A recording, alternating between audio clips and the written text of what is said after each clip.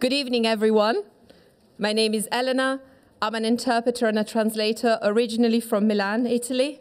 I founded the Limbo project, and I'm very pleased to be here today to tell you something about our not-for-profit book of testimonies from EU citizens in the UK.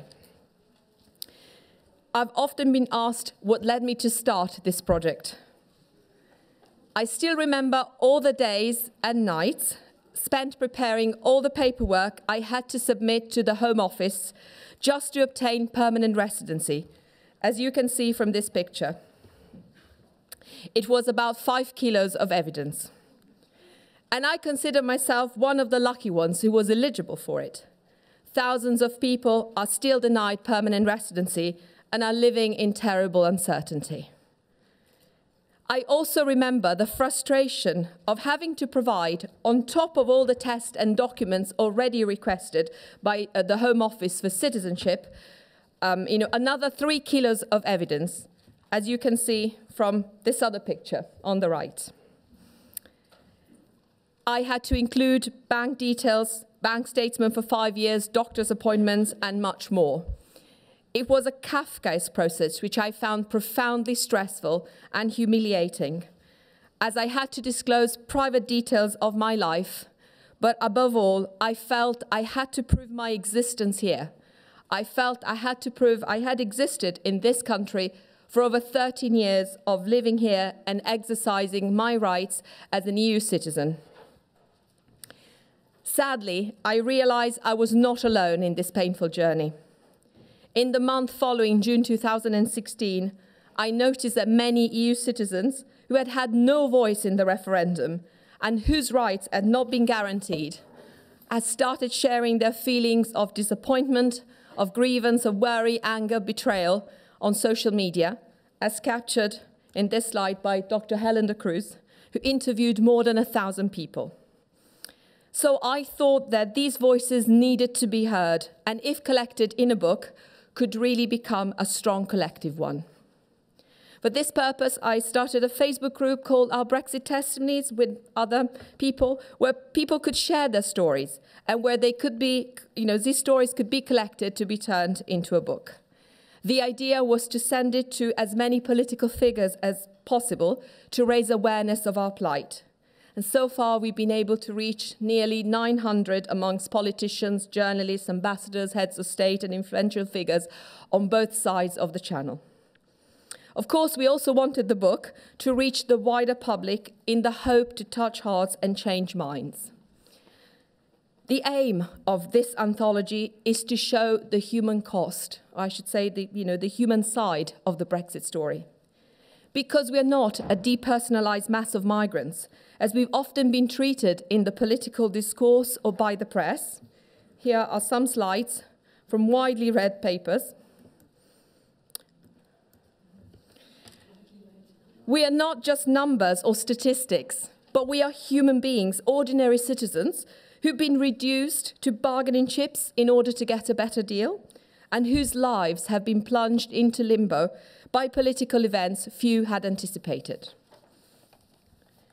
As I said before, we are citizens belonging to the same great European family, and being in the EU means we have the privilege of working, living, studying, accessing healthcare, marrying with great ease in 28 countries, privileges which we all are at risk of losing if we leave the EU. So this dream, the dream of a Europe of people, is what the 157 authors of the testimonies had lived until the referendum. Before it, and before the horrendous campaign, which turned us into the other, into bad foreigners, leeching off the system, weighing on structures, most of us felt integrated. We were contributing to this country with our talents. We were paying taxes. We had, in some cases, created, with other British people, new European families. We were and are this country's teachers, doctors, nurses, mothers, and fathers. However, without sound guarantees, we have been made to feel like second-class citizens, like unwelcome guests. So we now ask ourselves, where is home?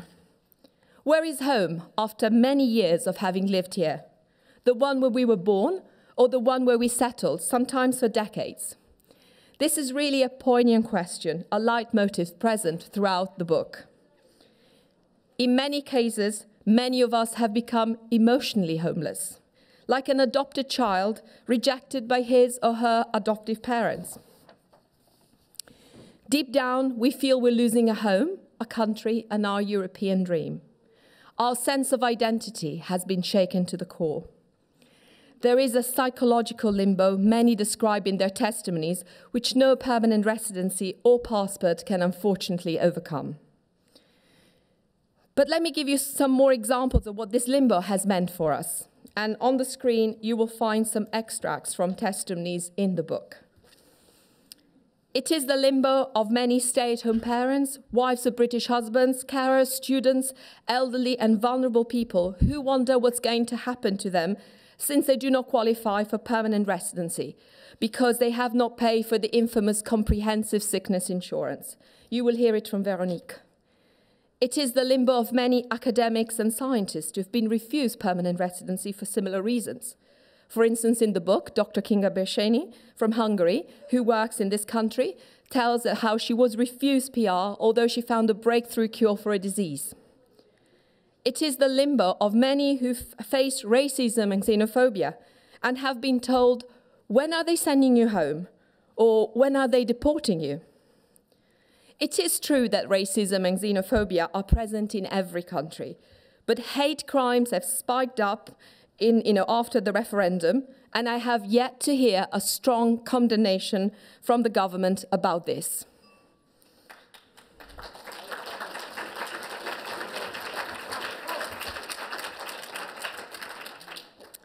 An academic from Germany listed all the insults she received in the past year through social media, phone calls, letters, and they were shocking.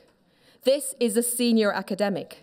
Imagine what life is like for people, particularly low-paid workers who live in strong leave areas or Polish communities which are still badly targeted.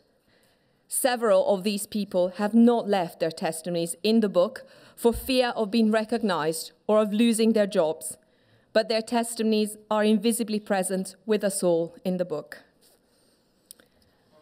20 months of uncertainty have proven to be an enormous burden for many of us.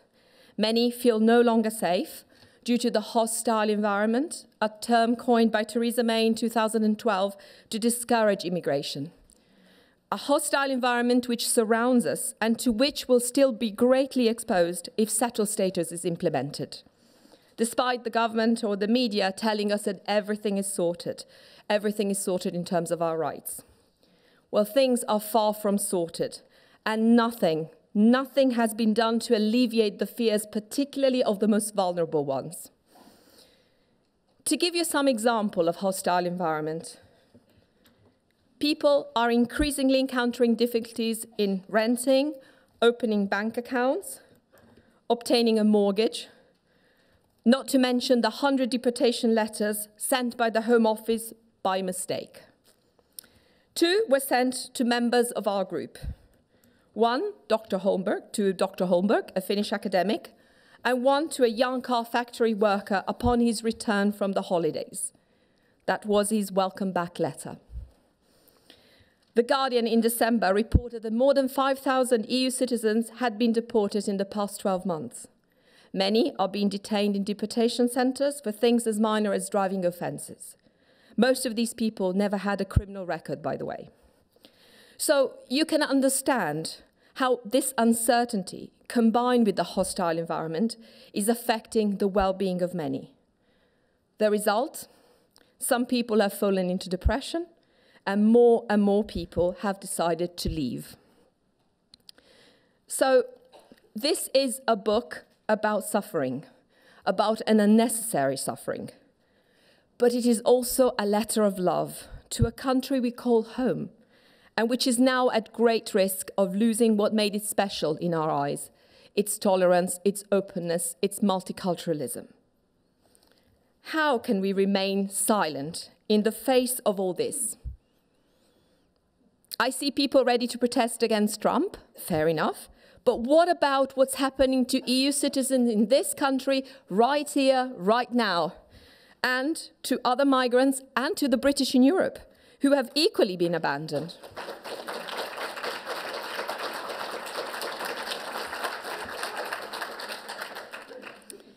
So I would like to conclude, as I always do, with the great poet Dante, a man who paid dearly for his ideas and who inspired the title and the cover of the book.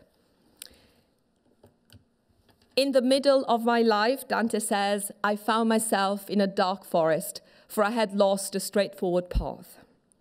Like Dante, in times of darkness, we struggle sometimes to see the end, the light at the end of the tunnel. But the Inferno ends with the verse, and hence we came forth to re-behold the stars. So this is my wish for all of us, that we may not succumb to apathy, which is our worst enemy, and continue to fight and speak up for what is morally right in order to re-behold the stars, as content and as settled as we first were before the recent events turned our lives upside down. Thank you for listening, and I will leave you now to my friend and co-editor, Veronique.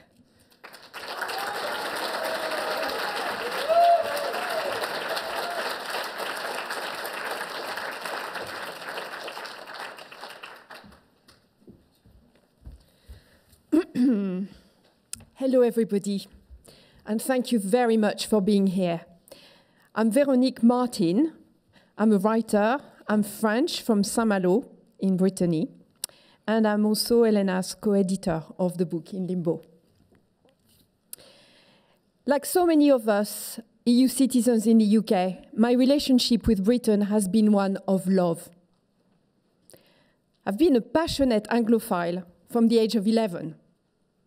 I arrived in the UK in 1984 as part of the very first group of Erasmus students. We were the very enthusiastic guinea pigs of this brilliant exchange program that has since transformed the lives of so many. We could feel then already that we were at the beginning of something very big and important, the creation of a Europe of people. I fell madly in love with Britain and with an English boy. He's here.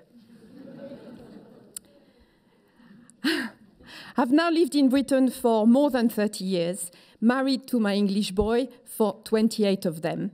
Our wedding anniversary was last weekend. I've worked and volunteered here. Thank you. It was not a chore, thank you.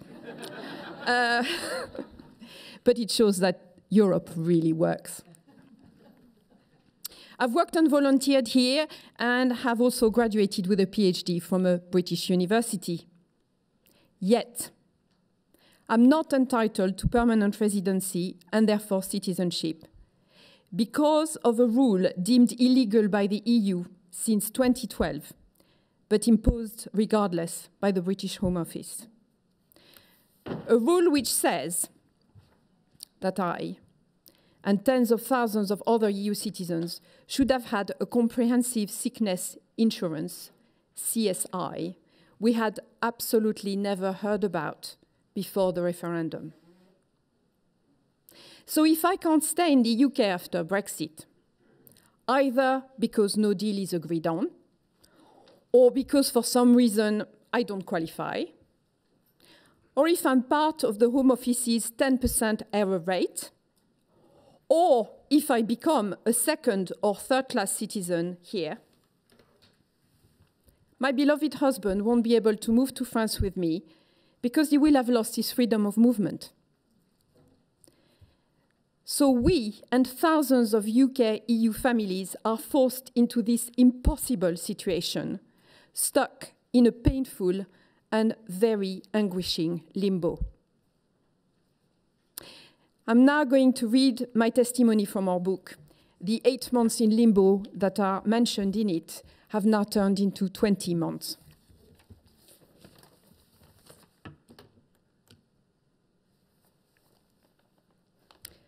I cried at the dentist today.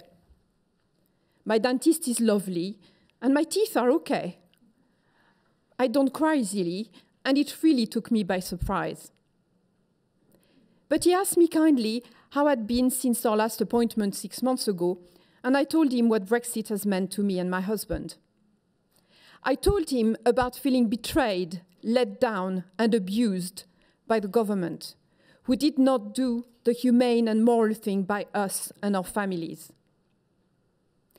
and who also betrayed and let down the Brits in relationships or marriages with EU citizens, as well as the Brits living in the EU, who are now reduced, as we are, to mere bargaining chips. Then suddenly, in the silence of his room, with his kind and bemused eyes upon me, lying on the chair as on a psychiatrist's couch, I heard my voice break, and tears started rolling down my face.